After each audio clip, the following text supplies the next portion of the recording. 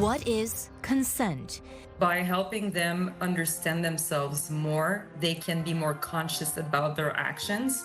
Educating youth following a high-profile sexual assault trial. Quiet rural road disrupted. I've had enough. It has to be stopped. Harrow residents call for a ban on boutique weddings. And remembering the Hulk. But when Vince McMahon decided that WWF, now WWE, was going to go national, the face of that expansion was Hulk Hogan. Locals recall their special interactions with the wrestling icon.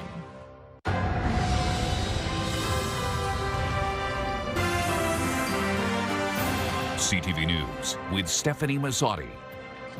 Good evening and thank you for joining us, and hello to those listening to us on AM 800. A late-night fire on Moy Avenue forced 3 people out of their home. Take a look at the damage. Windsor fire officials estimate about $600,000 in losses. Crews responding to an address on Moy between Vimy and Ypres around 10 last night. No one was hurt, but the building's been deemed too unsafe for investigators to enter, so for now the cause remains unknown. Windsor police are looking for 2 men after they say a gun was pulled during a fight near Baby and Mill Street Sunday night. One suspect allegedly pointed the gun, but both ran off towards Bloomfield and Brock.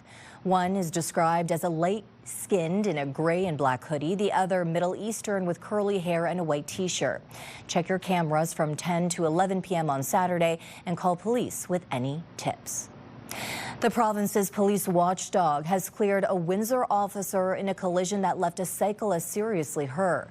The Special Investigations Unit says the officer was on the way to a call on April 6th when he struck a 46-year-old man on a bike at Assumption in Glengarry. The SIU's director found no reasonable grounds for criminal charges, saying the cyclist appeared to have entered the street without checking for traffic. And over on our website, read all about how the police service is prepping for that helicopter that's supposed to get in and who's going to pick up the cost. That's at ctvnewswindsor.ca.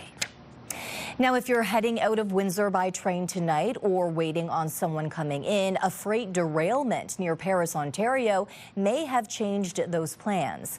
The Transportation Safety Board is investigating the derailment involving a CN freight train, which shut down a major rail corridor used by Via Rail.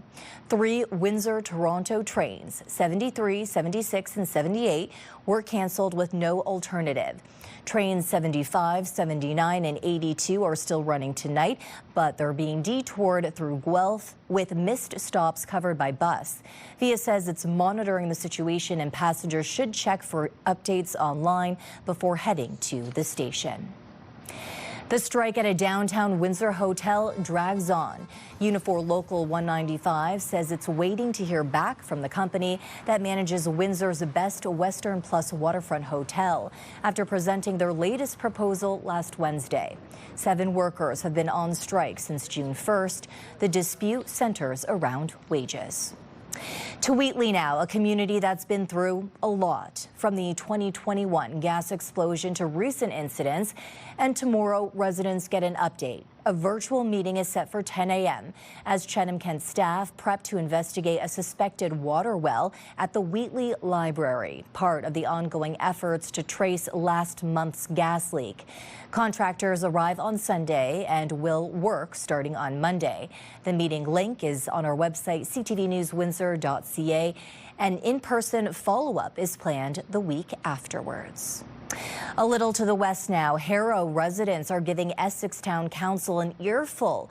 They're fed up with a wedding venue operating on a quiet rural road and want the town to shut the door on I-do's. Let's go now to Essex County, where CTV's Michelle Molesky is standing by tonight. Michelle. Hearn Hunting and Fishing Lodge is an authorized short-term rental here on the 6th concession just north of Harrow. They're starting to get into weddings, and in order to go legit for that business, they have to change their zoning. Neighbors aren't pleased. I've had enough. It has to be stopped. Robin Totten lives less than 2 kilometers from the Hearn Hunting and Fishing Lodge, a scenic and sprawling short-term rental property. It finally got a little bit quiet for a bit, and then they start with this party venue, and it's every weekend. We have no choice. It just starts blasting.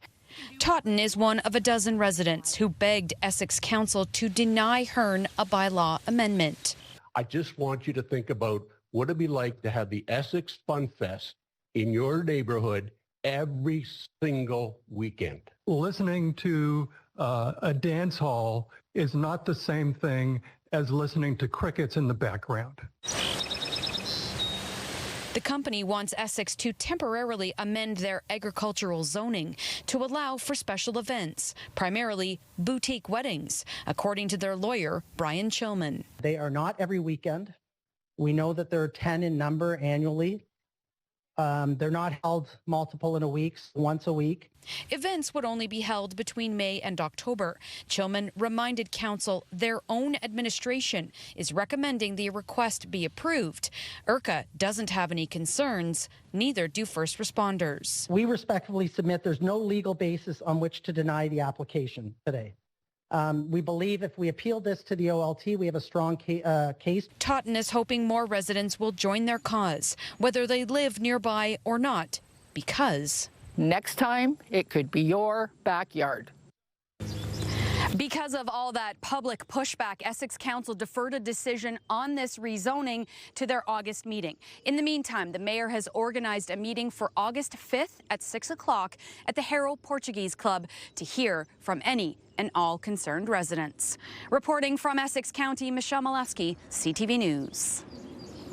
So what do you think? Should the town of Essex allow a wedding venue to operate on a quiet rural road? Go to our website to cast your vote, ctvnewswindsor.ca. Yesterday, we asked, should the city reconsider scrapping the special events bus? More than 700 people voted. A close one, 51%, say yes. The clock is now ticking for Crown attorneys to file an appeal after yesterday's not guilty verdicts in the World Junior sexual assault trial. After a months-long court process, the judge acquitted all 5 players on the sexual assault charges against them. London police laid those charges based on allegations made by a woman accusing them of assaulting her in a hotel room while they were in town for a Hockey Canada gala. There is a 30-day window for Crown lawyers to appeal this decision. We will carefully review Justice Karasia's decision. And as this case is still within the appeal period, we have no further comments to make about the decision at this time. And even after that verdict, the ramifications are still unfolding. The story puts a focus on hockey culture and the meaning of consent. CTV's Adrian Gobriel followed the trial closely and today spoke with someone working to educate young hockey players. A verdict delivered, a sports culture remains in the spotlight. They found me lying on a floor in the bathroom, unconscious. Kathleen LaRoche was 23 years old when she believed she was drugged and then eventually sexually assaulted in 2015 by a major junior hockey player in Quebec, who she says would go on to have a successful NHL career. I called him. They found me like unconscious. What happened? He said, just the only thing is I'm about to sign with the NHL. Please don't talk about it. So, that's what I did. In denial for years, she suppressed the memory of what she says took place. When Me Too wave came, my body started having anxiety symptoms, like as if my body remembered, even if my head didn't want to. As part of her personal journey and to help educate athletes, LaRoche is now working with hockey players and coaches at all levels, starting as young as 15 years old, sharing her experience and the importance of consent and self-awareness. I want to educate people like him to protect people like me. Author Lauren Robinson wrote Crossing the Line, that examines the pervasive culture of Canada's national sport. In my book, I have 2 guys who were convicted, actually, Jarrett Reed and Andrew Power, as they were convicted as junior players. They're both coaching right now. Following this week's verdicts, one-time star goalie Carter Hart had his lawyer share this message. He is committing to sharing what he has learned with others in his personal circle and in his professional life. We need to hear what Carter Hart believes those lessons are. We have to stop acting like this, and we have to make sure that there's not a generation after us acting like this. For LaRoche, that's her ultimate goal. By helping them understand themselves more, they can be more conscious about their actions. LaRoche says she's witnessed a willingness from young athletes who are eager to change the narrative, adding that she's hopeful for the next generation. Adrian Gobriel, CTV News, London, Ontario. Windsor Essex first responders are set to hit the ground running this weekend, and they want you to join them. Run with Responders returns to the riverfront this weekend, bringing police, fire, and EMS together with the community for a 5-kilometer charity run. The event raised thousands of dollars last year, and with even more first responders signing up for 2025, organizers hope to beat that. Proceeds go to mental health programs, the Special Olympics, and the Windsor Firefighters Benefit Fund. CTV meteorologist Gary Archibald joining us now for a first look at the weather with rain in the forecast. Rain in the forecast, rain this afternoon. Good evening, Stefanie. Good evening, folks. There's potential of more of the same tonight into tomorrow morning. Still very hot, very humid across the region. And this boundary lingers over the upper Ohio Valley. Still some scattered showers. The northern shores of Lake Erie could see the worst of it as I speak towards tomorrow morning. And then we're looking at a very hot weekend. Hot because of the humidity in particular. No record-breaking temperatures anticipated, but the heat and humidity combined will make it feel like 35 plus, maybe even 40. I'll break down where things are headed temperature-wise, give you a hint. It's going to be a little cooler next week. That's coming up. For now, I'll send it back to the desk. So it is Friday, but don't break out the beach towels just yet. You heard Gary, the weekend's looking soggy. The health unit's advising against swimming at a majority of the region's beaches. Colchester Beach is closed. The health unit saying bacteria levels in the water are way too high, with E. coli counting above 1,000. Swimming also not recommended at Cedar Island, Holiday, or Seacliff beaches due to elevated levels. But if you're set on a dip, 3 spots have the green light: Cedar Beach, Lakeshore's Lakeview Park West, and Point Pelee Northwest Beach. The Canada Mortgage and Housing Corporation is out with its updated housing market outlook, and it's not looking good for much of the country, with Ontario and BC singled out as particularly soft markets. With more on this, we're joined by CTV's Ricardo Vanessa. And Ricardo, it's pretty sour out there forecast. Yeah, there doesn't appear to be much of any silver lining in this outlook for this year, at least. The report is based off of information on the bilateral trade situation between Canada and the U.S. as of June 26th, and things have maybe only gotten worse since. And it expects tariffs to peak in the second half of the year, with home prices expected to fall around 2% across the board, with larger drops in both Ontario and British Columbia. Now, surprise, surprise, the trade war is at the heart of the problem here, with the report highlighting price pressures, lower demand, and uncertainty as key factors contributing to a softening real estate landscape. It projects the trade environment and ensuing geopolitical tensions will push inflation back up above 3% by the middle of next year. That's outside of the 2% benchmark for the Bank of Canada, so not good there. And unemployment will continue to climb into the fall, further hurting demand. Now, the Windsor area taking the brunt of that ascension, holding the highest jobless figure in the country at the moment at 11.2%. However, last month's housing report for Windsor Essex saw a nearly 3% average sale price increase, even as fewer properties were sold and more supply entered the market. Windsor Essex County Association of Realtors President Juliana Biondo says the region is still seeing a seller's market in that sub $600,000 price bracket. I haven't experienced any get out of Dodge, everybody, oh my gosh, the sky is falling. I haven't experienced that, but I think there is some hesitancy. We do have a drop in sales for sure. Buyers are just being a little bit more choosy. They're being a little bit more particular, and they're getting the opportunity to get their conditions met, which is wonderful. And that is a key element to having a stable environment for a market. Now, in order to buy a house, it needs to be built. And the report also highlights issues in construction, with home starts crawling along as developers both delay projects due to high costs, weak demand and uncertainty, and put some things entirely on hold.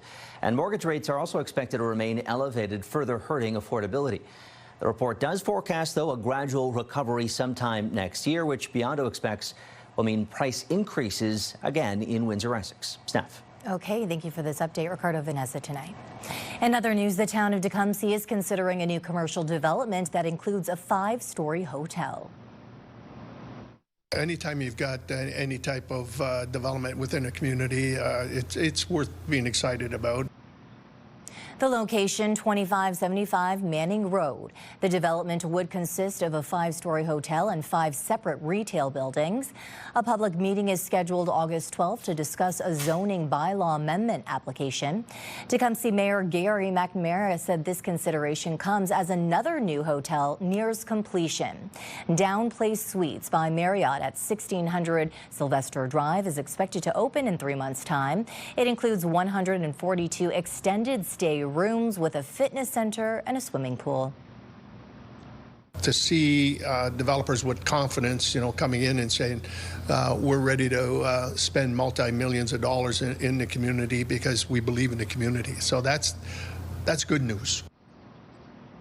Politics and tariffs have slowed traffic through the Windsor-Detroit Tunnel. According to the Tunnel Corporation, the Windsor-Detroit crossing has been the least affected in Canada, with a drop of about 5% in traffic volume. Over 10,000 daily commuters still cross to clock in at Henry Ford Hospital, DMC, or the Detroit big automakers. There are still a lot of economic and social ties between the two communities as well. The weekend travel, certainly the discretionary travel, is down considerably. Obviously, there's an elbows up campaign to try and keep our money here, and we understand that. And that's just something that we're going through right now, and I'm sure the folks in Ottawa and Washington will sort that out soon. And of course, on both sides of the border, tributes continue to pour in, one day after the death of wrestling icon Hulk Hogan. Let's bring in CTV's Bob Belichico, who's been speaking with people in our city about the impact Hogan has had on their lives. Bob. Well, Stefanie, there's no doubt Hulk Hogan's reach was definitely global. I caught up with a few people who recall their interactions with the man who made wrestling famous. Hulk's been so influential. Scott D'Amore, president of Maple Leaf Wrestling, was a young 20-year-old trying to cut his teeth in the business when he first came across the man behind Hulkamania. My boss goes to me, hey kid, are you available to be around a lot more often? I said, yes, of course. He goes, congratulations, you got a raise.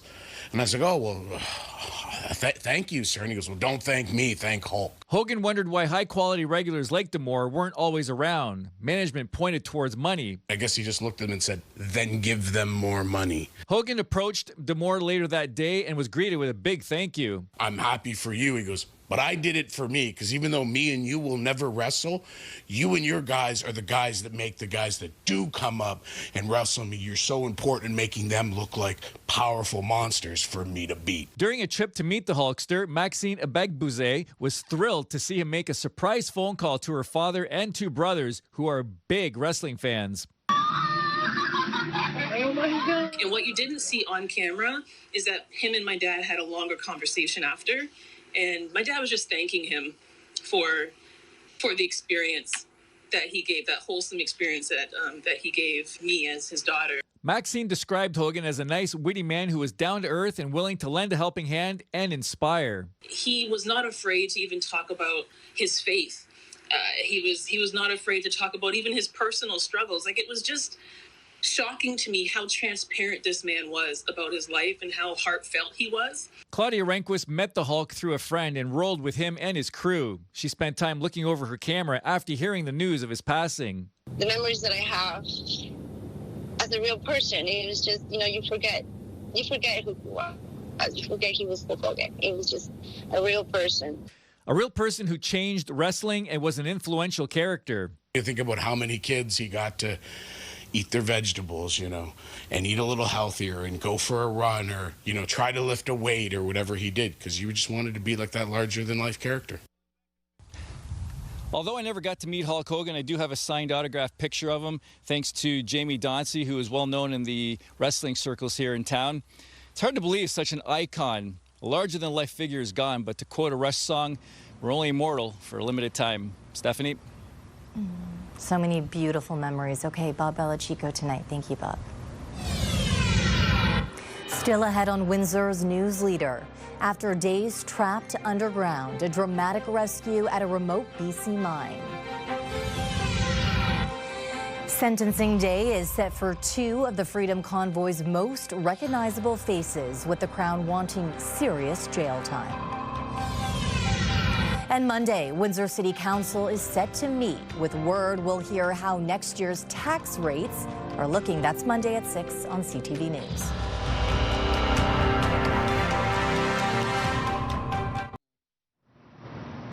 Good news coming out of British Columbia today. Those 3 miners trapped underground for days have been rescued. All 3 were rescued last night at Red Chris Mine in remote northern BC. Officials say they are all safe, in good health, and in good spirits. The miners were underground since Tuesday morning when they were trapped by 2 rock falls. The men had consistent access to food, water, and air in a refuge chamber. A remote-controlled scoop was used to dig away at the debris, while drones flew over the blockage and found a stable route to where the men were. To Ottawa, where 2 leaders of the massive Freedom Convoy protest will be sentenced for mischief this fall.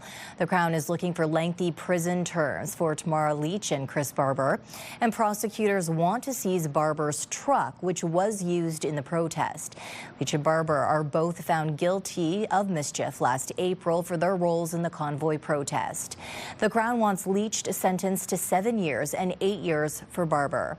Their lawyers are seeking absolute discharges. They'll be sentenced October 7th. The federal government's deficit ballooned to $6.5 billion in the first 2 months of this fiscal year. That compares to $3.8 billion deficit during the same stretch last year. Now, earlier this year, Prime Minister Carney's government announced it was not tabling a budget, opting to issue an economic statement this fall. So first, it was July 21st. Then the date for a trade deal with the U.S. was moved to August 1st. Now, Donald Trump says a final deal may not happen at all. CTV's Abigail Beeman in Ottawa now with more on where Canada goes from here. U.S. President Donald Trump says most trade deals will be finished by August 1st. But as for us, we haven't really had a lot of luck with Canada. I think Canada could be one where they'll just pay tariffs, not really a negotiation. Hot on the heels of senior Canadians declaring progress and encouragement after D.C. meetings. I had a productive, cordial discussion meeting with Secretary Lutnick. We don't have a deal with Canada. We haven't been focused on it. It looks like we're trying to negotiate with the guy at the reception desk. Commerce Secretary Lutnick's not going to make decisions. Ottawa has certainly been focused on Washington. I hope the Prime Minister and the government will start doing is being a little bit more forceful in putting out exactly what we're going to do in terms of preparing workers who are going to be affected. The hit is starting to be material and financial in nature. The Canadian Chamber of Commerce says the months of uncertainty are toxic for business. It's not going to go away on August 1st, even if we have a temporary deal, because we are facing a real review of CUSMA, which is the big one. But for now, all eyes are focused on August 1st, with no one having a clear idea of what will happen before the day the president has threatened to impose 35% tariffs on all goods not covered by CUSMA. Abigail Beeman, CTV News, Ottawa.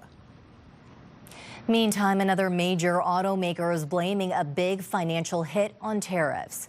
Volkswagen says it lost $1.5 billion during the first half of this year. The operating profit for the quarter that ended last month fell nearly 30% compared to the same period last year. Earlier this week, General Motors says its second quarter profits fell by $1 billion, while Stellantis reported it lost $2.7 billion in the first half of the year, partially due to tariffs.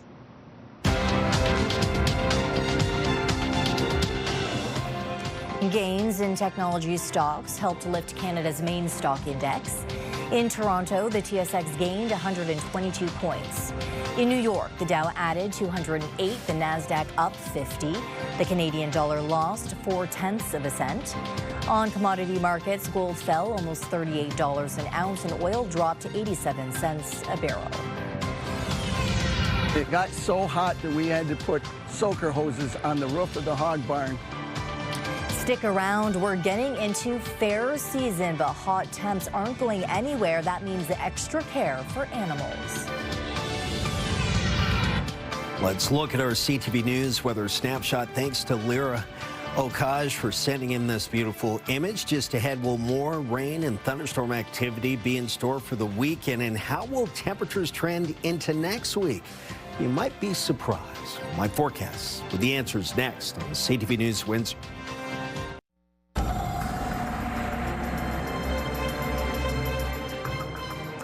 Cloudy outside from earlier today. Of course, it was raining as well. Will we see those same conditions over the weekend? Gary joins us now. Gary. It's possible we will, Stephanie. We got into some of those rains around 3:30 for the city of Windsor. I think there's still a chance, a slight risk of an overnight shower and or thunderstorm. It was a warm day, in particular because of the higher humidity levels in the afternoon. Reached a high of near 29. It felt like about 35, 36. The afternoon clouds at around 2:30, 3 o'clock got very dark and gray. There were spotty showers. Now that the cold front is swept through, look at this. It's introduced, obviously, cold front introduces cooler air. It's 24, 75 at the airport, still gray. 30 in Chatham-Kent. You're still in the warmer slot. Probably some areas in and around Chatham-Kent closer to about 28 degrees Celsius, and it will get cooler eventually through the latter stage of this evening. Humidity values have varied quite a bit. Goderich at 26, that's what it feels like, but it feels like 38 in Chatham-Kent. This warm, soupy air mass certainly responsible for it making for a tough day outside, in particular if you're working outside or if you are traveling in a vehicle without air conditioning. Warming up across the prairies too. Lower 30s in Regina and Winnipeg, Brandon, and Thunder Bay at 26 degrees. Still warm across northern stretches and northern reaches in our own province. Along this boundary where cooler air from the north meets warm, very buoyant, energized, moisture-laden from the south, the two essentially clash. And what we do have here is a quasi-stationary boundary. The cloud movement is because of circulation patterns in the upper atmosphere and the jet stream. And that's helping to push some of these storm cells, if you will, further east. From west to east, the flow will go, and likely seeing Lake St. Clair, extreme southwestern Ontario, seeing the worst of it in terms of the rainfall tallies tonight into tomorrow. Spotty showers for Saturday morning and again, Saturday afternoon, and again for Sunday morning. Again, the isolated thunderstorms could tally up and increase these values greatly. Tonight is warm. 30 to 40% chance of seeing some stormy activity from 8 through to midnight. And at midnight, 23 feels like 32. A warm start to the weekend. Still looking at showers both days. Thunder showers in particular Saturday afternoon. 27 followed by 31. 31 and 31 Monday, Tuesday, mostly cloudy. And then cooling off with some sunshine. Clearer skies, 28, 25, and 24 as we look towards Monday, Tuesday, and Wednesday. Yes, your eyes don't deceive you. We'll be getting cooler by several degrees next week. Lifetime, brought to you by Safeguard Medical Alert Systems. More than 650,000 electrical outlets that were sold at Home Hardware are being recalled over a fire risk. Health Canada issuing the recall for 3 models of Chinese-made ground fault interrupter safety outlets. The agency warns that terminal screws on the product may not tighten properly, which can create an increase in temperature and pose a fire hazard. Consumers are told to stop using the recalled product and return them to Home Hardware. Now, as Gary told us, rain on the way through the weekend, but earlier this week it was hot. And for folks at a county fair just across the border, that meant finding ways to cool down livestock, including animals that can't sweat. Kyle Mitchell has the story. Part of the plan to keep the animals cool includes bringing in extra fans and tents to increase the amount of shade. The tents help provide shade for the animals near the outside rows of the barns. Volunteers also hung shade cloths to block the sun even more. Participants make sure their animals have enough water to drink and even hose them down. Fans are also used to keep the air flowing. The livestock coordinator for the fair says the pigs need the most attention because they don't sweat. They have even more precautions they can use if needed. We have seen weather similar to this in the past. There was one year that it was extremely hot, probably hotter yet even than this year. And it got so hot that we had to put soaker hoses on the roof of the hog barn in order to cool off the roof, and it dropped the temperature inside that barn by 10 to 15 degrees. Coming up on Windsor's News Leader, the Tigers just can't catch a break, and the Blue Jays made sure of it. Another loss for Detroit in a stretch they'd rather forget. One of the biggest touring comedians is coming to Caesars Windsor. Tom Segura is bringing his Come Together tour to the Coliseum stage Thursday, September 4th. Enter online at ctvwindsor.ca for your chance to win a 4-pack of tickets to see Tom Segura at Caesars Windsor, plus a $250 gift card.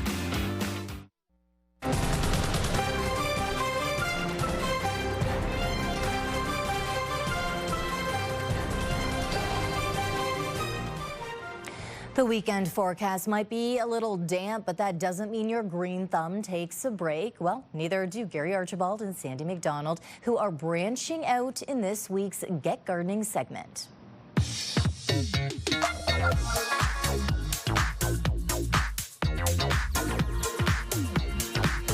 Get Gardening with Sandy McDonald, our expert horticulturist extraordinaire, talking to us about this interesting tree. And for the summer season, what can you glean from what you're seeing here and how it affects our community, if you will? Yeah, we have a lot of things going on. A lot of people will know this Japanese tree lilac. Many people know the common lilac with the purplish lavender flowers, white flowers as well, but it blooms early, May, June perhaps. As summer flowering trees go, Japanese tree lilac is noticeable because we can sort of scan our whole area. We see several of them here. It blooms later than the others. Not a lot of summer flowering trees in Windsor, but this is one of them. And very fragrant, very good for pollinators. Not a huge tree, so it fits into most gardens. This one's had some damage. We can see there's been some bark damage on this one. But again, it's going to recover. They're a pretty strong growing tree.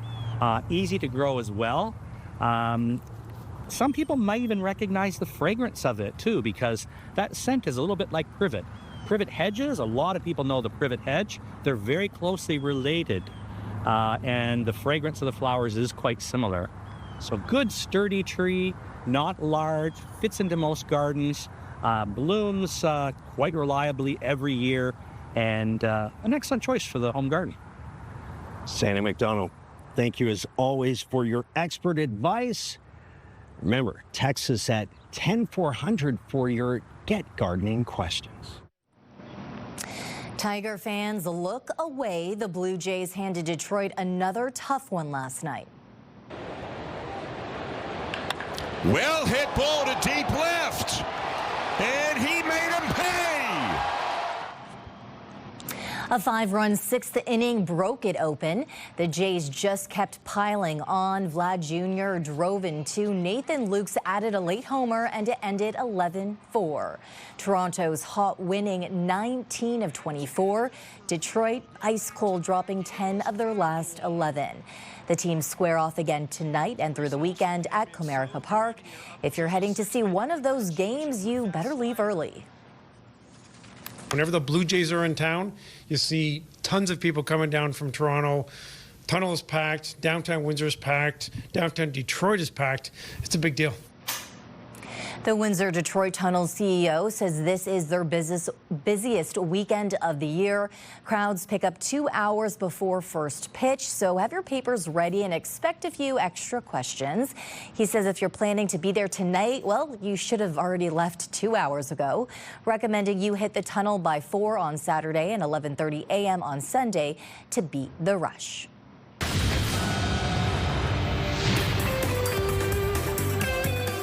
A Justin Timberlake concert in Europe is going viral for all the wrong reasons.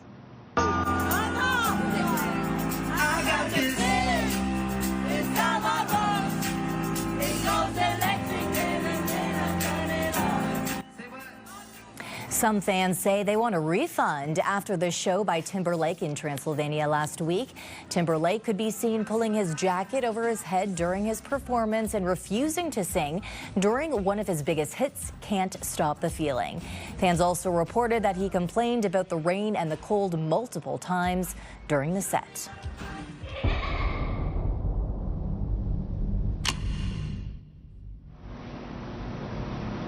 Well, kids are really into this one. The trailer just dropped for the next 5 nights at Freddy's Movie. Josh Hutcherson returns in the horror series based on a hit video game where arcade mascots come to life after dark. The first film scared up nearly $300 million worldwide. The sequel hits theaters December 5th. But don't be scared to send us a text. Got a story idea, a question? We want to hear from you. Text us at 10400. You can send photos and videos as well. I like you. Unscripted, unpredictable, and unapologetic. Wake up with Hannah and Johnny on 93.9 Virgin Radio. This is your CTV Windsor Our Community Calendar. Amherstburg's Gone Car Crazy Show is happening on the streets of beautiful downtown Amherstburg Sunday, July the 27th from 10 a.m. till 3 p.m. Visit Amherstburg's GoneCarCrazyShow.com for details. See you next time on Our Community. It's time to check in on what's happening now with Kate Otterbein. And Kate, you have more for us on the concerns of Essex residents. They're upset with a proposed wedding event center on their quiet gravel country road. In addition to their concerns about noise levels, residents are also worried about the impact of an event center on the wildlife and environment. The owners of the Hearn Hunting and Fishing Lodge want to start hosting more weddings on their property, but they want to host them in tents as opposed to enclosed buildings. Residents say that is making it difficult for them to enjoy their quiet backyards. On Saturdays, I can't get my dog to go outside. I can't feel it necessarily, but as soon as I walk outside, I know why. And it took me a while for it to clue in. You can't tell me that if it's that I living on the other side of the conservation area being affected like that the wildlife in there is not affected. We've got those details and more online at ctvnewswindsor.ca. And across the border, officials intercepted an invasive species. Yes, at the Detroit airport, border officials caught a European cherry fruit fly. The flies were found during a check of a bag of cherries. U.S. Customs and Border Protection said the traveler was coming from Romania. These small bugs can cause big damage to fruit, resulting in major losses for growers. Read more about the interception on our website. And in our social spotlight tonight, it's been very hot lately here in Windsor, and many of us are looking for a way to cool down. That clearly applies to the wildlife too. Look.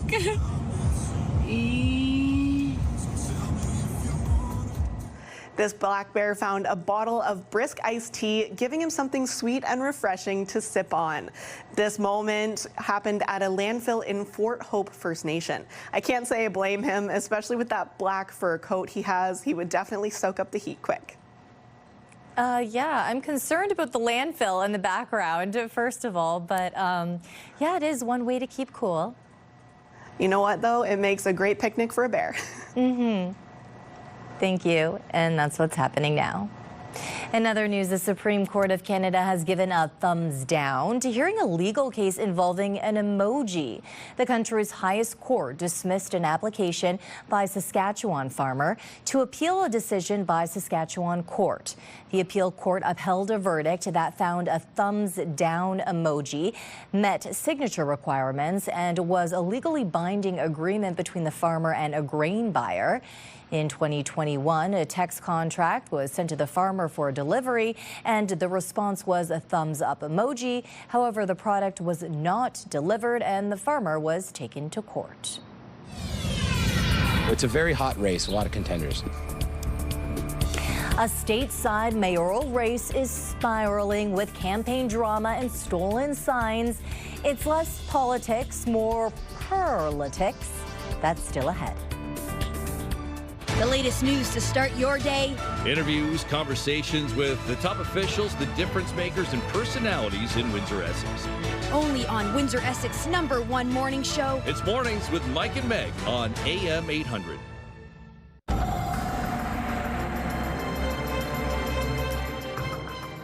Geese. They look dry there right now. So when you give us a forecast, but like they were in the water. No, okay, I meant. Like, that is true. But what I wanted to say, when we talk about weekends like that are coming up, I usually have to be very strategic. If I want to take my kids to the splash pad, I'm like, which hour will that work, even if it's cloudy out? That's a really good question. I think the morning will be a little bit better for Saturday. The afternoon, not so great. Let's take one more look at our 7-day forecast, courtesy of Sal's Heating and Cooling. Sunday, by the way, we could see some showers in the morning, too. It's going to be scattered and isolated both days. It will be warm and feel like the mid to upper 30s for the weekend. Still warm for Monday, Tuesday. Monday, 31, feels like about 39. Same for Tuesday, mostly cloudy and about a 30% chance of showers. Wednesday, Thursday, Friday, sunny for the most part, that 3-day stretch. And temperatures cooling off, 28, 25, and 24. That will be the cooling trend. So now we're in the ebb and flow and the downward trend coming next week, middle of next week, cooler. And hopefully those ducks can get some shelter in case it rains. Yes, that's right. Okay, thank you, Gary.